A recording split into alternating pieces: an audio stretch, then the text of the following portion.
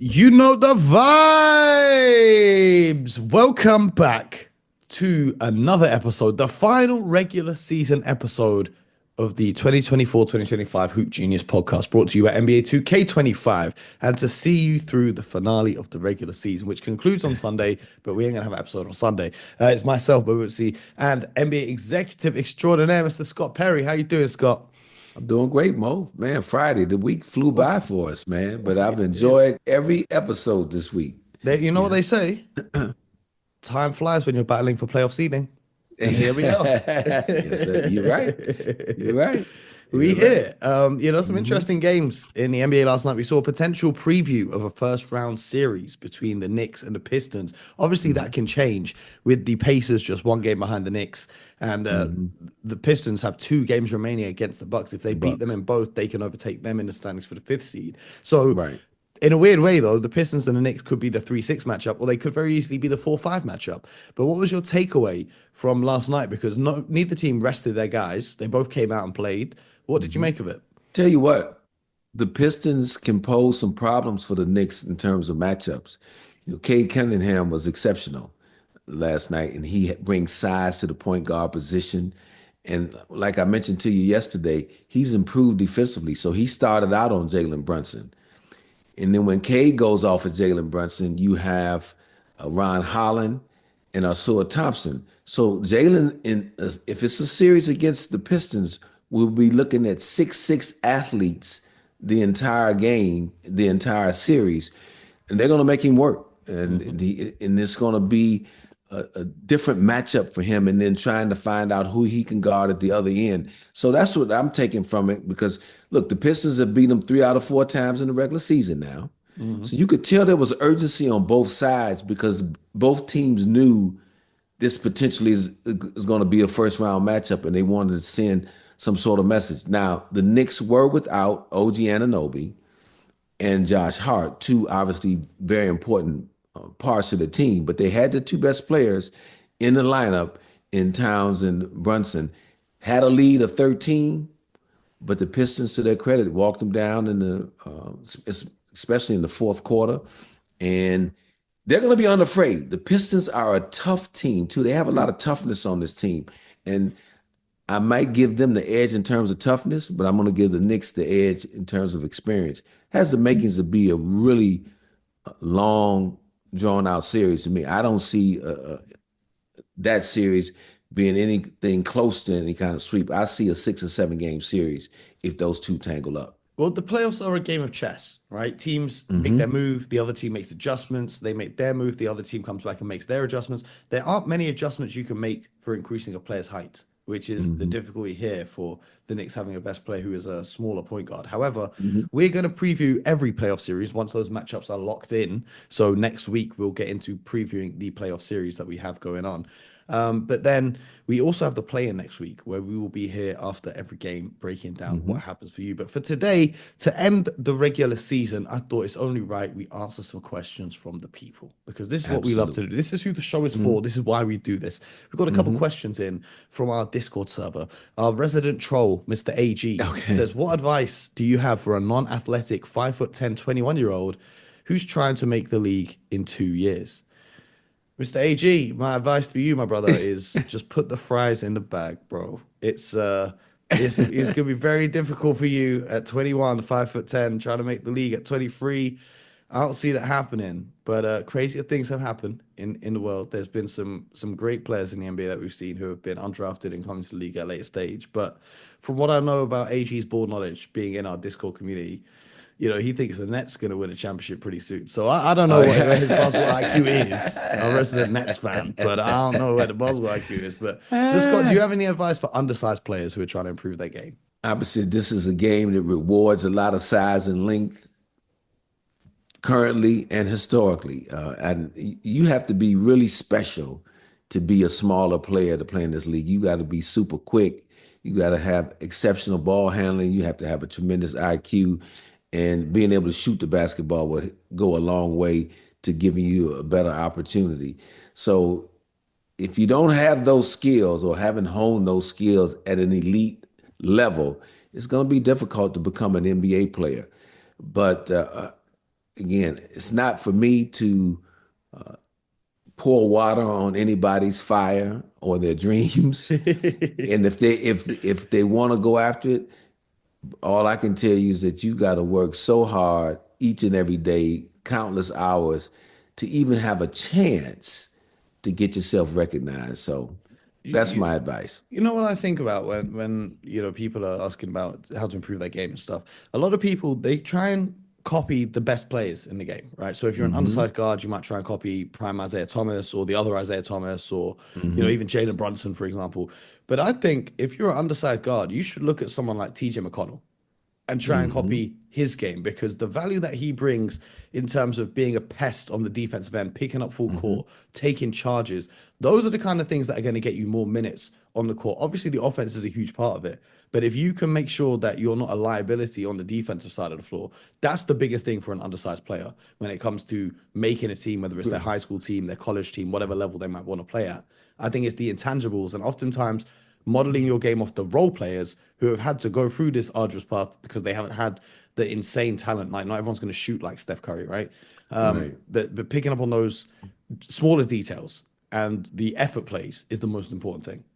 Great call, Mo. And it goes to what I was talking about earlier in terms of the work ethic. And TJ McConnell exemplifies that. Nobody outworks that young man. He's one of the hardest workers in the game. He has a lot of toughness, which is very important. He doesn't back down. He gets switched on to a guy 7, 8 inches taller than him. He's still going to give him a fight. And you can tell with a guy like TJ McConnell, too, that got him in the league, those intangible qualities. But each and every year, he's improved his skill set too, because he had to be able to stay in the league as long as he's been able to play in the league now. His shooting has improved. His ball handling has improved. I always thought he was a real sound student of the game when he was playing at Arizona in college, and his work ethic and toughness are still intact. Believe he has some leadership with him. But good call in terms of modeling your game after a role player. Because look, let's face it, the special players usually have shown themselves earlier in life or earlier in their work due to, whether it's extreme athleticism, size, skill, whatever the case may be. And there's only 10, 15, maybe 20 star players in the league. There's 450 guys in the league. The rest of them are role Yes, players. So, yes. you gotta play the odds at some point. We got a question from the UK Boston Celtics fans. They say if the Celtics go back to back, where Mhm. would this rank the current Celtics teams amongst all-time great Celtics teams? Great question, Mo. I really like that question. And that's the I'm gonna take my stab at it because I have tremendous respect for the Celtics tradition. Ironically, Mo, I don't know if you know this, but on HBO the past couple Oh, months they're running this Celtics. Is it called Scott, not Celtic only do I City? know this, not only do I know Okay, this, you but been you can okay. go to our channel and you can watch an exclusive interview with the director and the showrunner who produced that series, where I give you my insights as well because I got early access to watch it. And the Celtic City is what it's called, Yeah, and it Celtic is one Cities, of the right? best Exactly. documentaries from an unbiased perspective. Ignore the No, jumper I'm wearing. It is an absolutely amazing series to watch. it is an amazing series, and I have to be honest. I've watched every episode now. I Mhm. had to catch up at the first. I didn't watch it when it first came out, and I was like, it's Celtic City. Well, okay, what are we talking about here? But once I dove into it and the way they not only have, you know, chronicled the greatness of the franchise, but all of the other social issues that were going in and around Boston and the perception of the city of Boston. And you got this team, and going back to the time of Bill Russell and Red Auerbach, it was a great reminder for me, number one, because I knew a lot of that stuff, but then also I've learned a few things about the Celtics franchise. Now, back to our question from our audience. I would rank this team because given this era now, we haven't had a repeat champion in the league currently since the Golden State Warriors, correct? That's And that right. The was Kevin back. Durant Warriors. Yes, the Kevin Durant Warriors. And that was, we're talking what, 15, 16, 16, 17, 17, 18. 17, 18? And Yeah, then Toronto okay. won it in 19, where they were trying to Right, three-peat. yeah, okay. So the fact that there's been a new champion every year, and if this team can rise up and win back to back during this era, where there's probably more parity than at any time. At least when the Celtics were winning those 10, 11 titles with Bill Russell, and that's not to take anything away from them, but back then you kind of knew it was a collision course between the Lakers and the Celtics. Uh, every now and then the Warriors would step in there, or Philadelphia when Wilt Chamberlain was there. So, different setup, not as many teams. So you would have to. I don't know that I would rank this team above like the Bird, McHale, Paris Celtics, but then they would be in the conversation with after that group to me among the great Celtics teams, because again, to do it in this era, this team is deep, very versatile at both ends of the floor. There's a lot to like about this group, and the way they go about their business in terms of every game, just being prepared. They're workmanlike. They never get too high, never get too low. Remind you of some of the other great Celtics teams. So, not ready to put them ahead of the Bird group, but then to me, they're in the conversation with all the other teams. And look, the one team that won with Garnett and those guys, they had a lot of talent on that group. That That was team an never lost extreme. a playoff series when healthy. Yeah, that was an extremely talented group. That probably was a more talented group than this team. But I've got it. But they weren't able to go back to back. If this team is able to go back to back, you got to give them the edge because of that. There's also a part two to that question, as John Mazzulla tries to guide this team. They want Mhm. to know, why are all these coaches getting fired so close to the playoffs? Well, that's going to remain a mystery because I can't really answer that question. I, Truthfully, to be I don't think honest with you, anyone because it was a can. surprise. Exactly, because it was a surprise to all of us. And again, it goes to the point that you've heard me make a lot on this show. When you're not in the locker room, you're not in the building of organization, you do not really know what the day-to-day relationships are like, what the culture is like, what the interactions among all of the key principles, starting with president, GM, and head coach. So when you're not privy to what's going on there, you really don't know. All I can say, it suggests for it to happen like this, it had to be something that ownership felt was so bad at the time that they felt like, okay, we can't waste another day, that we have to make this decision now.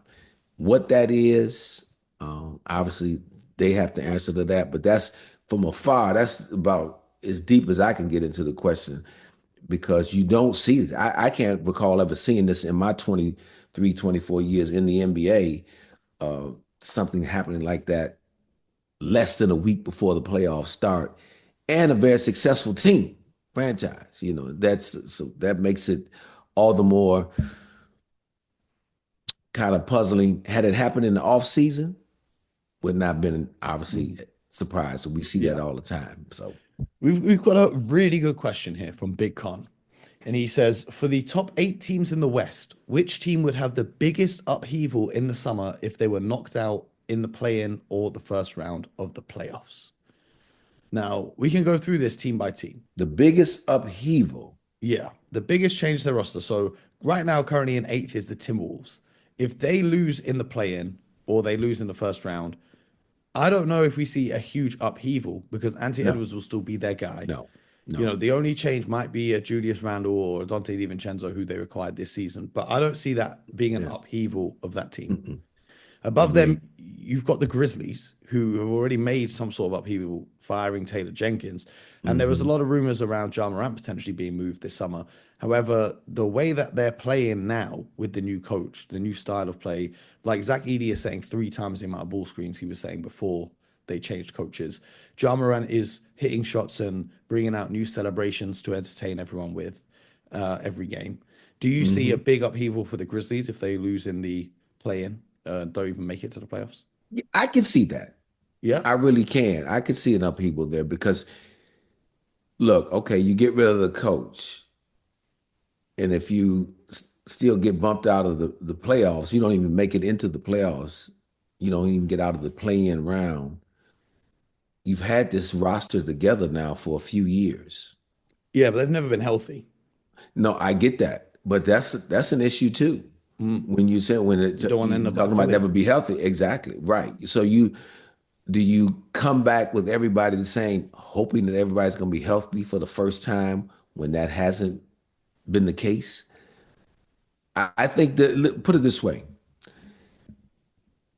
they have to be open to making some major changes. Let's put it that way. In my opinion, Memphis would if they don't make it into the playoff round, even to the first round. I would.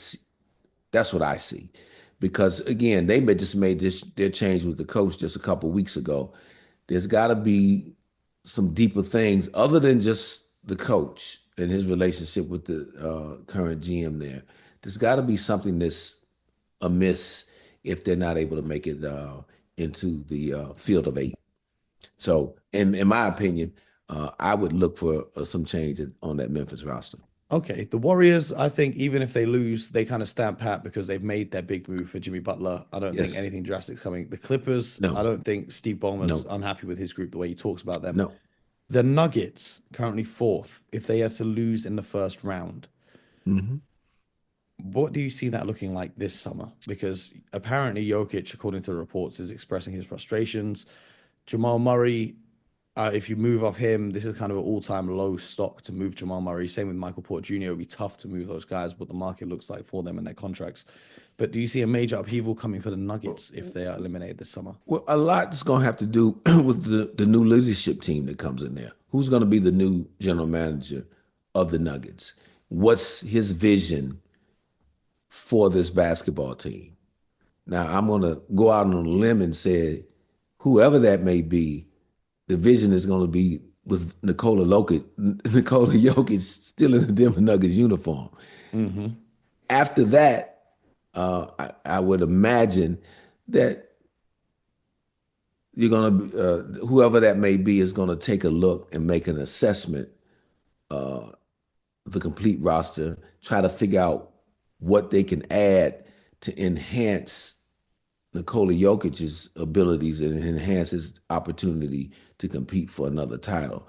That is going to be the task at hand. So it's a little difficult to say with the Nuggets just because you don't know who the new leader is going to be. But again, the only thing I can say close to a certainty that new leader uh, is going to figure it out with Nikola Jokic in uniform, and everything else can be up for discussion. Well, the Lakers are sitting at third. If they're to lose in the first round, I don't see a major upheaval. They've already got Luca, their piece for the future. They've already got Yeah. LeBron. They're not going to move off LeBron. They're not going to move Bronny. But one thing was Mhm. interesting watching the Lakers Mavs game. After the game, the mic picked up Luca telling Daniel Gafford, "We'll play again," as in they're going to play together again. So I looked at it and I'm like, Daniel Gafford is making 14 million next year on an expiring contract. So Mhm. I don't think there'll be an upheaval, but I definitely do see a No. world where the Lakers try and sign Daniel Gafford to fill their gap at the center spot. Well, Luca knows already, having played there now for a couple months, and they tried to do it at the deadline right after they traded for him. They need a big man. They need a Mhm. center. They need a reliable starter at that center position. So that's what I would expect. And again, you've heard me say this many times, Mo. The playoffs really allow executives and organizations to take a real honest, objective look of where they're at, and it crystallizes for you the needs for your team moving forward if your goal is to eventually win a championship. So the Lakers, we know, are one of those organizations that are in that bucket of always trying to figure out how to win a championship. And so my guess is they will figure out a way to add a starting caliber center to this roster, regardless of how they finish. Even if they were to go to the finals, they know they're going to need a big man Yeah. somewhere along the way. Laker fans do this thing online where they Photoshop all the best players into a Lakers jersey and they say soon. And I used to laugh at that until they got Luka Doncic. And now I realize all of my nightmares can come true. So with Luka and his best friend in the league being Nikola Jokic and what's happening in Denver right now, that is my biggest nightmare is the Lakers somehow getting Jokic. Luckily, he's on a max I, contract up until 2028. So good luck with that one. yeah, we don't have to worry about that for now. However, Exactly. Yeah, he can hit yeah. free agency in 2 seasons' Right, time, turn down his player right, option, right. and when LeBron Hmm. retires, they could replace him with Nikola Jokic. So, Hmm. yikes. But the Houston Rockets, second seed, if they lose in the first round, I feel like they're playing with house money. I don't think there's Yeah, a no, major upheaval. What I no. do think, though, is they have Fred VanVleet's contract. They have a Hmm. lot of picks. They could Hmm. go out there and make a move. Someone in our Discord server who joined yesterday came in and said that it was Shoeburyness, a UK-based Houston fan, says that they could trade Fred VanVleet's contract option, Jalen Green, and the Suns picks for Devin Booker. So I don't know if I see that necessarily happening, although that's something that I've Hmm. thought about throughout the season. But they could go out there and acquire a star player because they have the financial flexibility and the assets to do it. Well, I know we talked about Kevin Durant even there as a Hmm. possibility a few weeks ago. No, I definitely don't see an upheaval because this team is ahead of schedule. A lot of great young talent on there. And what people are talking about heading into the playoffs as you analyze this team is who's going to be the guy who can put the ball in the basket in time of need in crunch time. That most pundits are saying that that the Rockets don't have that player on their roster who can consistently do that. Again, let's get in the playoffs and find out if that still rings true or does somebody emerge in that position. So we know Sengun can play and score along on the block.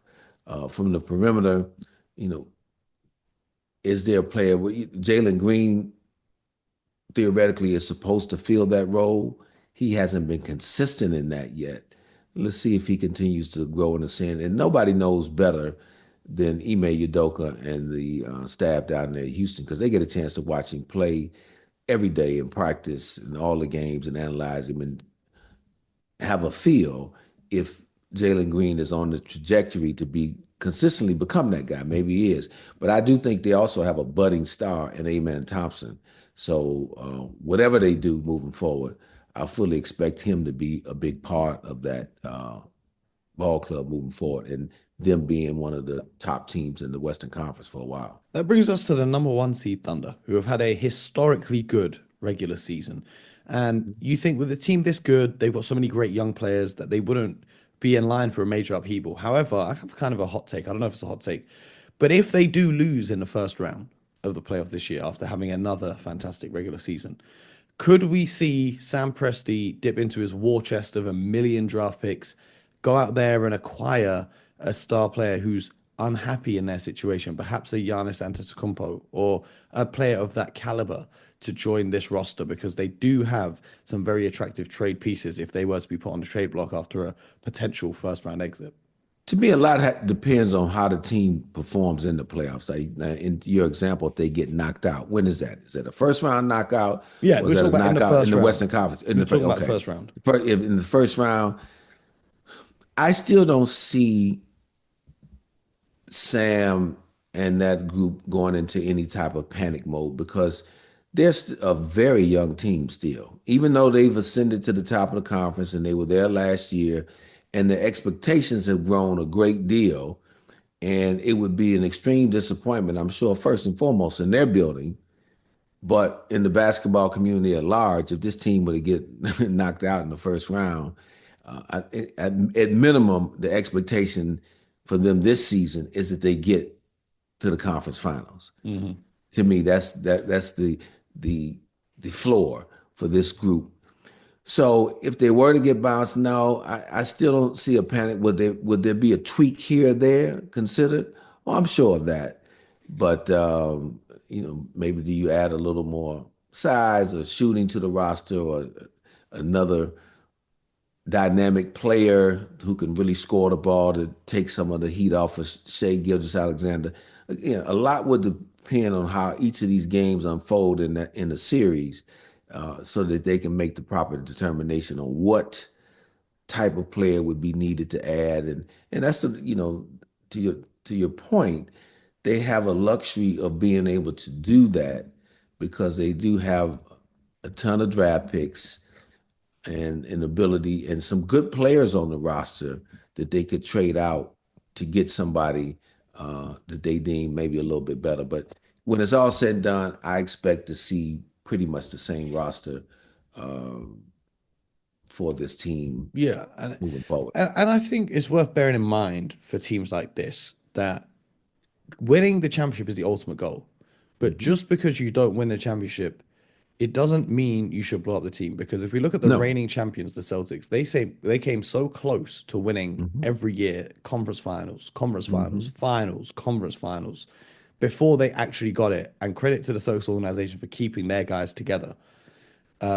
Whereas this Thunder team, though, the one thing I will say is they've not got any real playoff experience with the exception of what happened last year. So maybe this is a year Right. where they go and take that experience, maybe so on and so forth. However, with the young players, it's great that you've got them all now, but as time progresses, you're gonna have to pay all the young guys, and as time Yep. progresses, you're gonna have to pay the luxury tax for those young guys. And we know Oklahoma City as a market isn't as financially set up to sustain that because we saw what happened with James Harden back when they were in a similar situation where they made it to the Hmm. NBA finals and then they had to move off one of their core pieces. So although you don't want to blow up a young team, and I know Shea is kind of the same age as Tatum, and Tatum had far more playoff experience at Hmm. the same point in his career. But you don't want to blow up a young team, but you have to recognize the market that they're in, the situation that they find themselves in, and how many years can you consistently keep trying to make runs at this?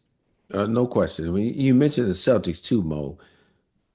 They kept knocking at the door, getting to conference finals. They weren't getting bumped in the first round, Yeah. and then they were finally adding a Kristaps Porzingis to that mix was key Hmm.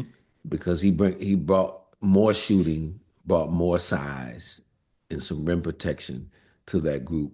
And during that run, which you have to credit him for, and OKC is poised to do the same thing. A lot of young players that you can develop to get better.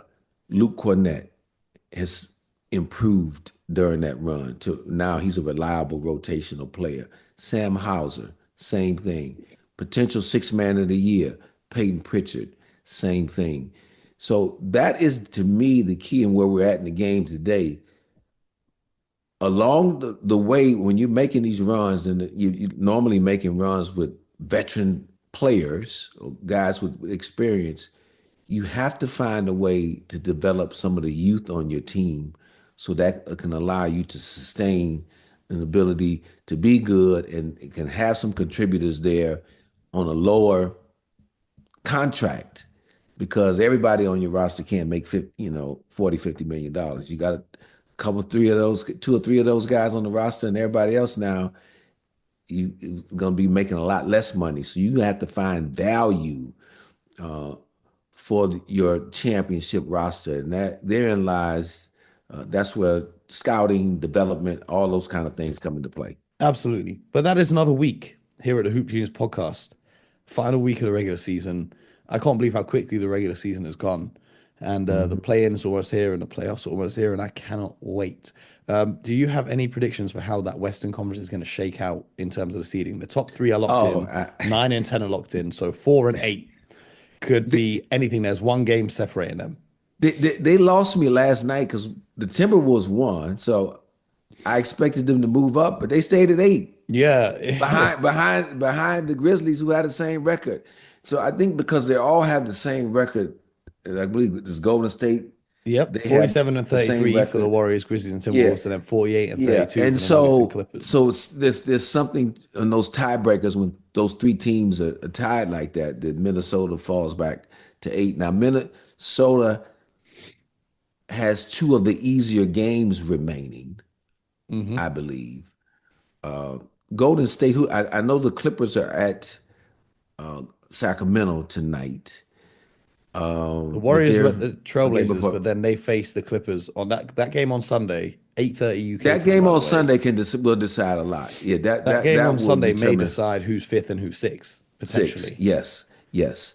And Memphis has another tough game, I believe, right? Memphis have got to face the Nuggets, and then they've got to Yes. face the Mavericks. And the Nuggets have got to face the Grizzlies and the Rockets. But I think with the Rockets resting their guys on the final game of the season, I think the Nuggets should win that. Yeah, because the Nuggets are what? 48-32, they're fourth Yeah, right well, now. The Lakers just need to win what, one more game to secure third, right? Yeah, I think they're locked into that.